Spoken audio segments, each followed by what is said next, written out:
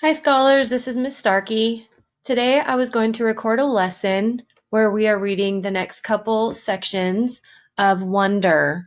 What I wanted to focus on today is actually on character traits, both internal and external character traits.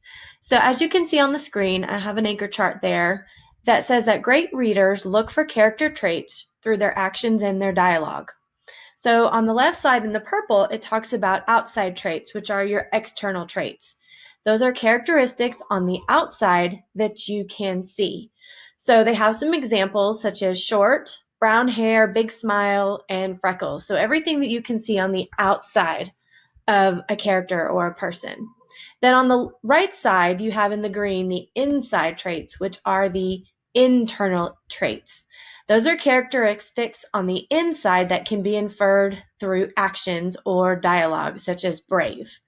Actions might be the characters trying something new or standing up to a bully. And dialogue is when the character says something, so it's by what they say.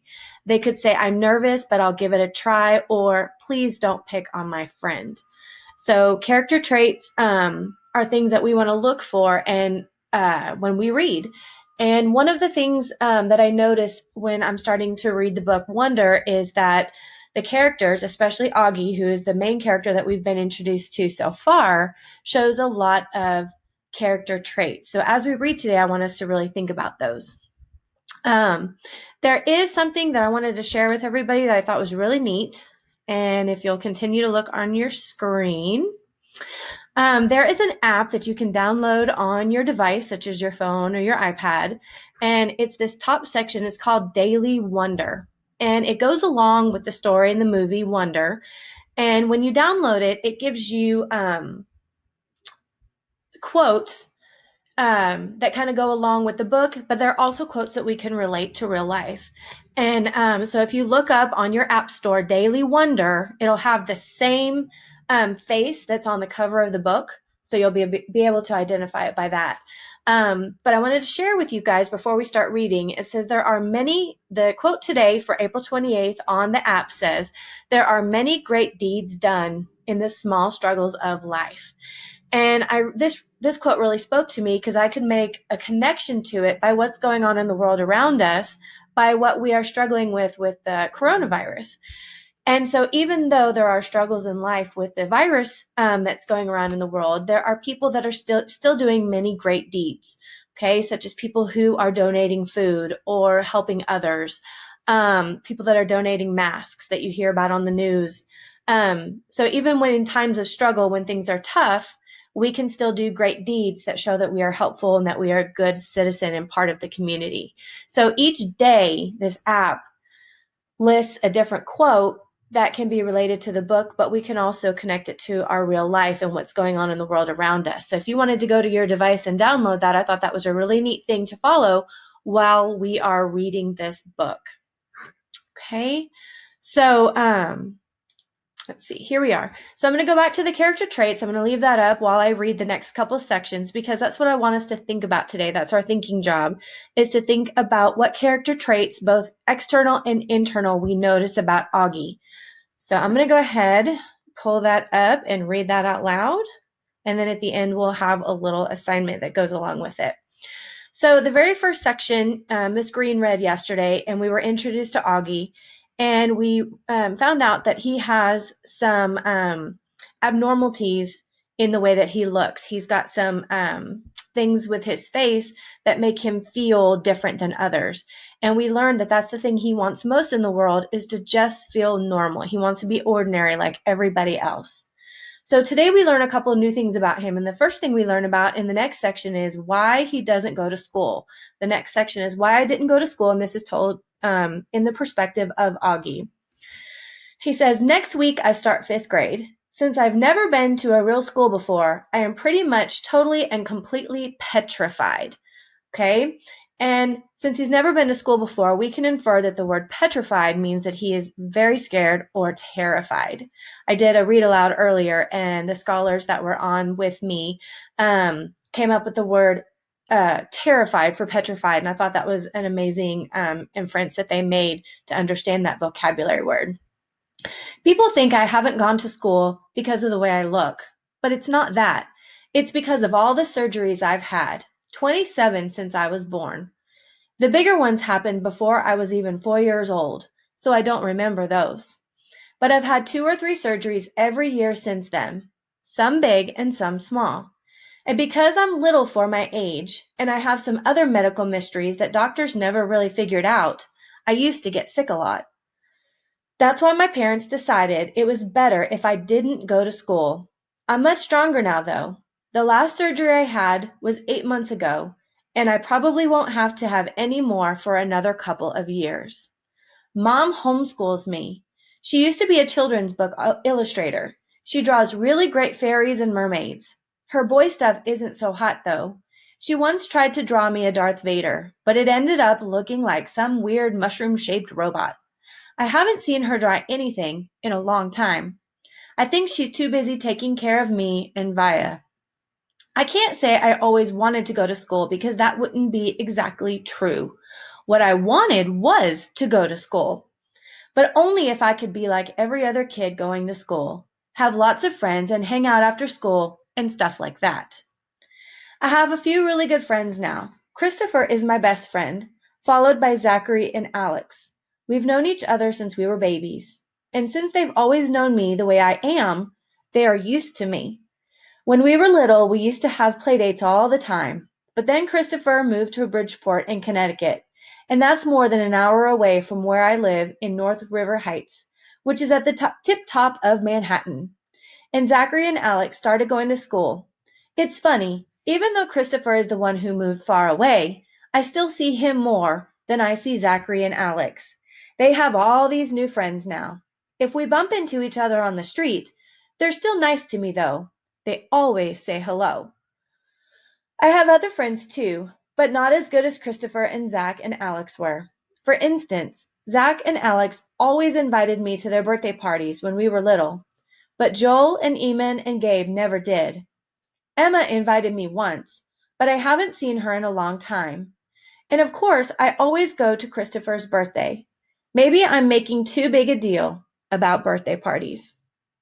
Okay, so that's the end of that section. And we learned a lot there. We learned some of the things that he's gone through in his life. When I was reading this, I was thinking, man, he's going into 5th grade, so he's young. Okay, he's about your age, scholars. And he has had 27 surgeries. That's a whole lot for someone to go through. So that made me think that Augie must be a pretty brave and strong young kid. Okay.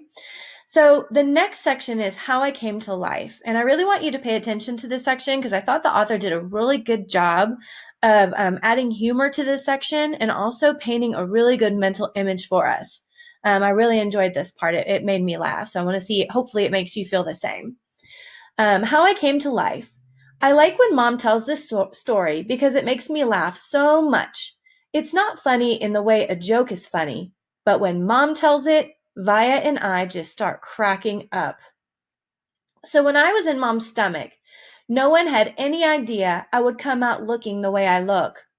Mom had had Vaya 4 years before, and that had been such a walk in the park, Mom's expression. And there was no reason to run any special tests. About 2 months before I was born, the doctors realized there was something wrong with my face, but they didn't think it was going to be bad. They told Mom and Dad I had a cleft palate and some other stuff going on. They called it just small anomalies. So small anomalies would be just like things that weren't really that big of a deal. There were 2 nurses in the delivery room the night I was born. One was very nice and sweet. The other one, Mom said, did not seem at all nice or sweet. She had very big arms, and here comes the funny part. She kept farting. Like she'd bring Mom some ice chips and then fart. She'd check Mom's blood pressure and fart.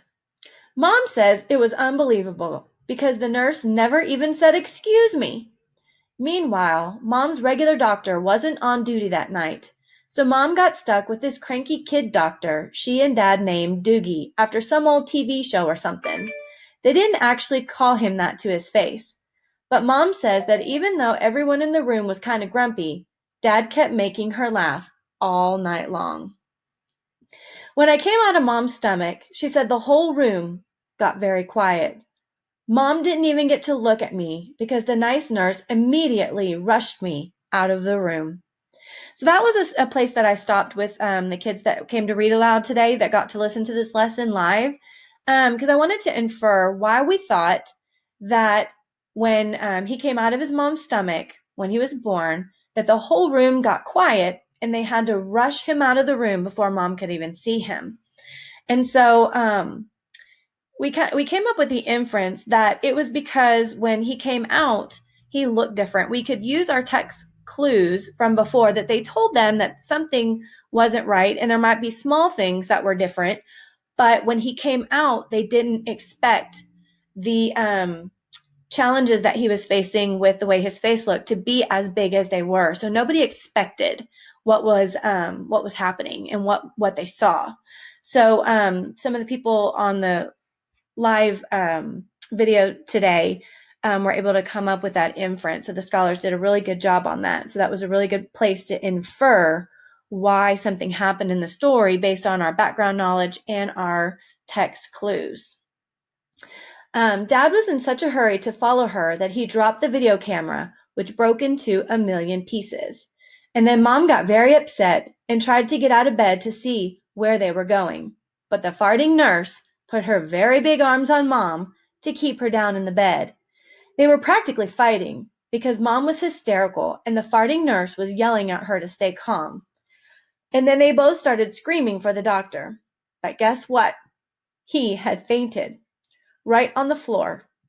So when the farting nurse saw that he had fainted, she started pushing him with her foot to get him to wake up, yelling at him the whole time. "What kind of doctor are you? What kind of doctor are you? Get up, get up." And then all of a sudden, she let out the biggest, loudest, smelliest fart in the history of farts. Mom thinks it was actually the fart that finally woke the doctor. Anyway, when Mom tells this story, she acts out all the parts, including the farting noises, and it is so funny. Mom says the farting nurse turned out to be a very nice woman. She stayed with Mom the whole time, didn't leave her side even after Dad came back, and the doctors told them how sick I was. Mom remembers exactly what the nurse whispered in her ear when the doctor told her I probably wouldn't live through the night. Everyone born of God overcometh the world. And the next day, after I lived through the night, it was that nurse who held Mom's hand when they brought her to meet me for the first time. Mom says, by then they told her all about me. She had been preparing herself for the seeing of me. But she says that when she looked down into my tiny mushed up face for the first time, all she could see was how pretty my eyes were. Mom is beautiful, by the way, and Dad is handsome. Violet is pretty, in case you were wondering. So that's the end of that section. So that was the last part that I was going to read from the book today. But in that part, we were able to see, in those two parts, we were able to identify some really good character traits. And so I wanted to go back, take a look back at the character traits chart, because that's what I want you to do for your assignment today in the writing section on the website, is I want you to identify and write about at least one external, which remember is the outside trait of Augie, and then write one internal, which is remember the inside trait of Augie. So we came up with some examples, and an outside trait is we knew that they told us that he was a small boy. I know that they told us that he had very pretty eyes, because Mom talked about when she saw him that he had very pretty eyes. Some internal traits that I could think of as I thought that he was very brave and strong, because for him to have to go through that many surgeries means that he must have had a very brave and a very strong personality to survive that and still have a pretty good outlook on life. So those are a couple examples that I came up with and that the scholars on the live read aloud came up with today. But I challenge you to come up with, after listening back to this video, a couple of your own. If you can't think of any and you want to use some of the examples that we did, that's okay, because that way I know that you were listening to the lesson today. but either just either come up with some of your own or just write down some of the traits that you heard from this lesson. So remember, just write down in the box for your answer section at least one outside trait of Augie and one inside trait of Augie. And then you'll be able to get some credit for your reading. So I hope you enjoyed this section, these two sections of the book. I can't wait to find out what happens next. I know that me and Miss Green will be continuing to read the rest of this book to you, and I hope you're enjoying it as much as I am. So see you next time, scholars. Thank you.